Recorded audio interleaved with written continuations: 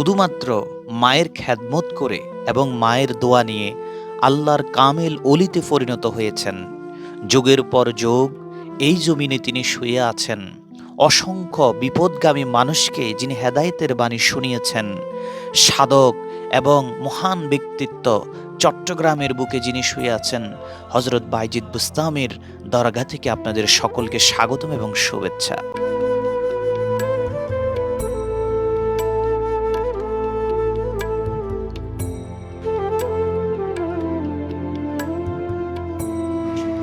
আসসালামু আলাইকুম প্রিয় দর্শক, জুমা মোবারক। চট্টগ্রাম থেকে আপনাদের সকলকে স্বাগতম এবং শুভেচ্ছা। এই মুহূর্তে আমি অবস্থান করছি চট্টগ্রাম আগ্রাবাদে। বেসিক্যালি আমি এখানেই থাকি গত 15 বছর ধরেই। আজকে আমি যাচ্ছি হচ্ছে চট্টগ্রাম বাইজে মোস্তান, এটাকে বাইজিদ বুস্তামির মাজারও বলা হয়। ওইদিকে আমার একটা কাজ আছে, তো আমি ওইখানে গিয়ে আজকে কি কি দেখবো সেটা আপনাদেরকে দেখাবো। আসলে কোনো মাজারে আপনার নিয়ত করে যাওয়া বা নিজে নিজে ইরাদা করে যাওয়াটা ঠিক নয়। যেহেতু আমি ওইদিকে একটা কাজে যাচ্ছি, তো একটু ইতিহাসটা জানবো। এর আগেও আমি কয়েকবার গিয়েছিলাম, আজকে আরেকবার যাচ্ছি এবং আপনাদেরকেও দেখাবো। আপনারা থাকবেন। চট্টগ্রাম থেকে বেসিক্যালি বাসে যেতে হবে। বাসে হচ্ছে 2 নম্বর গেট। 2 নম্বর গেট থেকে এবারে আপনার টেম্পু বা পাওয়া যায়, ওইখান থেকে আপনার বাইজিদ মুস্তানের এখানে আমি যাব। চট্টগ্রাম থেকে আপনি যে কোনো বাসে, টেম্পু, হুন্ডায় সব যানবাহনে করে আপনি বাইজিদ বুস্তামির দরগায় যেতে পারবেন। আমি আগ্রাবাদ থেকে 2 নম্বর গেটে চলে আসলাম। এই যে দেখতে পাচ্ছেন, এটা হলো চট্টগ্রামের 2 নম্বর গেট। এখান থেকে আবার টেম্পুতে করে আমি সোজা হুজুরের দরগার সামনে চলে গেলাম। ইতিমধ্যে আমি চলে এসেছি হযরত বাইজিদ বুস্তামির দরগার সামনে। এটি হচ্ছে বাইজিদ বুস্তামির যে দরগাটা আপনারা দেখতে পাচ্ছেন। ঢুকতে এখানে লেখা আছে লা ইলাহা ইল্লাল্লাহু মুহাম্মাদুর রাসূলুল্লাহ। আর মাজারের এক পাশে লেখা আছে সুলতানুল আরিফিন হযরত বাইজিদ বুস্তামি। আমরা অলরেডি এখানে চলে এসেছি বন্ধুরা। মাজারে ঢোকার সময় দেখতে পাচ্ছি হাতের ডাইনে কিছু দোকান দেখা যাচ্ছে, বামও দোকান দেখা যাচ্ছে। আর এই দোকানগুলি থেকে হচ্ছে আপনার, সালামু আলাইকুম, কেমন আছেন? আপনারা দেখতে পাচ্ছেন এটি হচ্ছে যে ওইখানে যে কচ্ছপ আছে, কচ্ছপকে খাওয়ানোর জন্য এগুলা নিয়ে যাওয়া হয়। কাসিম কাসিম, আমরা তো কচ্ছপ হিসাবে জানি, এই জন্যই বললাম। এটার দাম কত? 20 টাকা। তো এই 20 টাকা দিয়ে এগুলো নিয়ে যায়। সামনে দেখি আমরা আরও কি আছে। বাইজিদ বুস্তামির মাজারে ঢুকার এই প্রথম আপনারা দেখতে পাচ্ছেন যে গেটটি, এখান দিয়ে সোজা হাঁটতে হাঁটতে ভিতরে চলে যাবেন। আপনারা জানেন এখানে কচ্ছপ থাকে, যেগুলোকে কচ্ছপ বলার কারণে একজন ভাই ইতিমধ্যে রাগ করে বসেছেন, কারণ এখানে কচ্ছপ বলা হয় না, এটাকে কাসিম বলা হয় অথবা গজার বলা হয়। এটা সম্মান করে বলা হয়। আপনারাও আসলে যখন চট্টগ্রামের এখানে আসবেন, অবশ্যই কচ্ছপ উচ্চারণ না করে এগুলিকে কাসিম অথবা গজার বলে সম্মান করবেন, উচ্চারণ করবেন। না হয় আপনার সাথেও কেউ না কেউ রেগে যেতে পারে। আমরা এখন মোটামুটি আপনার মাজারে ঢোকার পরেই প্রথমে হাতের একেবারে বামেই আপনার এইরকম একটা পুকুর দেখতে পারবেন, যে পুকুরে সাধারণত এই কাসিমগুলি তথা এই গজারগুলি বসবাস করে থাকেন। দেখতে পাচ্ছেন এখানে সিরিয়াল ধরে অনেক মা বোন এবং সারা বাংলাদেশ থেকে আসা বিভিন্ন মানুষ ভাইয়েরা এই কচ্ছপ তথা কাসিমের দৃশ্যগুলি দেখছেন। এক একটি কচ্ছপের বয়স প্রায় 100 বছরের উপরে। এগুলি সর্বোচ্চ 300 বছর পর্যন্ত হায়াত পায়। শুরুতেই আপনারা ঢুকার আগেই দেখতে পাচ্ছেন বিভিন্ন লোকে কলা, রুটি ইত্যাদি এগুলা ক্রয় করে নিয়ে আসেন এই গজারগুলিকে খাওয়ানোর জন্য। এখানে যে কচ্ছপগুলো আমরা দেখলাম, এগুলার এক একটার বয়স কিরকম? বয়স 100 বছর, হায়াত 300 বছর। মানে সর্বোচ্চ 300 বছর পর্যন্ত বাঁচে, কিন্তু এটার বয়স 100 বছর চলতেছে। জি, এটা কি আসলেই কচ্ছপ না অন্য কিছু? এটা আপনার যে জিনপুরি আছিল, এটার আপনার বাইজিদ সুলতান আরবিন সাদারি মাদারি বানাইতে দিয়েছে।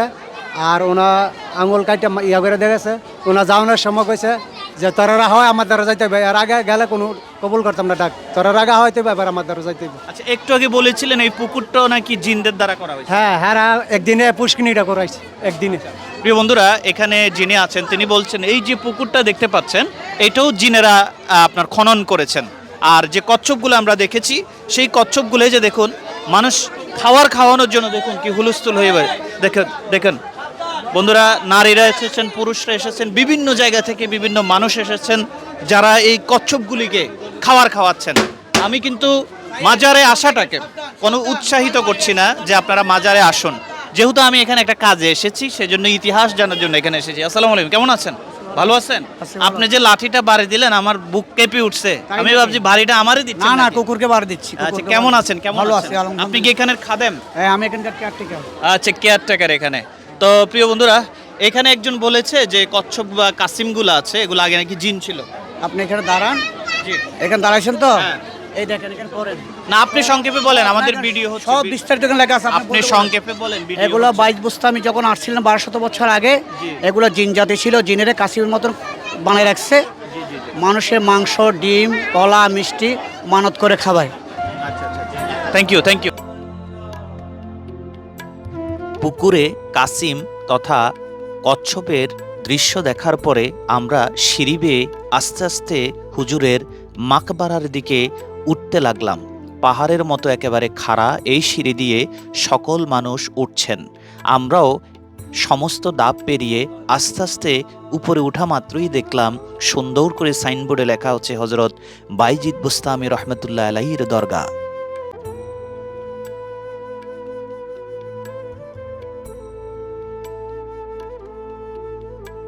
হুজুরের মাজারের সামনে একেবারে কাছাকাছি আসার পর দেখলাম মহিলা, পুরুষ, নারী এখানে আগের বাতি তথা মোমবাতি জ্বালাচ্ছেন তাদের মনের আশা পূরণের জন্য, যেটি একেবারেই অনুচিত একটি কাজ এবং ঠিক নয়। আমরা ভিতরে প্রবেশ করতে চাইলাম, আমাদেরকে প্রথমে দেওয়া হলো না, তারপর আমরা অনুমতি নিয়ে ভিতরের একটু ভিডিও করতে চাইলাম। একটু 1 মিনিট কি ভিডিও করব? আর একটু, আমারটা ইসলামিক চ্যানেল, আমরা উলিয়াদের জীবনী তুলে ধরি। আরও একবার করছিলাম আপনাদের অনুমতি না, ভিতরে একটু 1 মিনিট জাস্ট ওনার মাজারের চিত্রটা মানুষ দেখতে চায়, কমেন্ট করে। সিঁড়িতে দাঁড়াই একটু না না, হ্যাঁ হ্যাঁ, জুম করে আমি নিয়ে আসবো। যাই হোক, অনেক বুঝিয়ে সুজিয়ে পরে ভিতরে ভিডিও করারও অনুমতি পেলাম। প্রথমে কথা ছিল সামনে দাঁড়িয়ে তোলা, এক পর্যায়ে তারা আমাকে ভিতরেও ঢুকতে দিলেন। বন্ধুরা, এখন আমি দাঁড়িয়ে আছি হজরত বাইজিদ বুস্তামি রহমতুল্লাহ আলাইহির একেবারে মাজারের সামনে, একেবারে ওনার মাকবারার সামনে আছি। এখানে কিন্তু একটি মতভেদ আছে। অনেকে বলেছেন এখানে তিনি একবার এসেছিলেন, কিন্তু এটা ওনার কবর নয়। ইরাকে বা ইরানে ওনার আরেকটি মাজার তথা দরগা আছে। যাই হোক, আমরা সেদিকে যাচ্ছি না। যেহেতু বাইজিদ বুস্তামি এখানে এসেছিলেন কোনো একদিন, সেই খাতিলে হলেও এখানে একটু জিয়ারত করছি এবং হুজুরকে সালাম দিচ্ছি।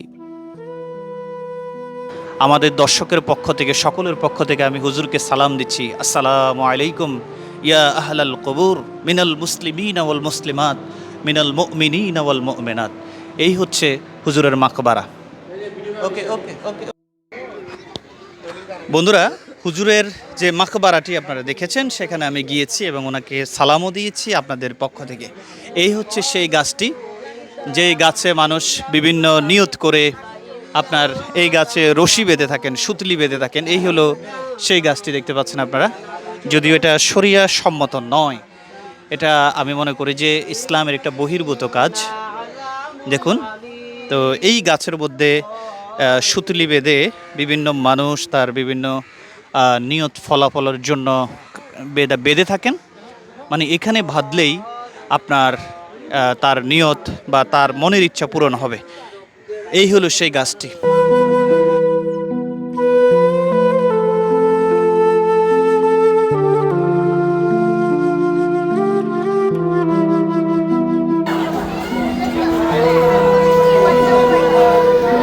সম্মানিত দর্শক, এতক্ষণ আমাদের চ্যানেল থেকে আপনারা দেখেছেন হজরত বাইজিদ বুস্তামি রহমতুল্লাহ আলাইহির পুরা মাকবারা, একেবারে পুকুর থেকে শুরু করে সব কিছু।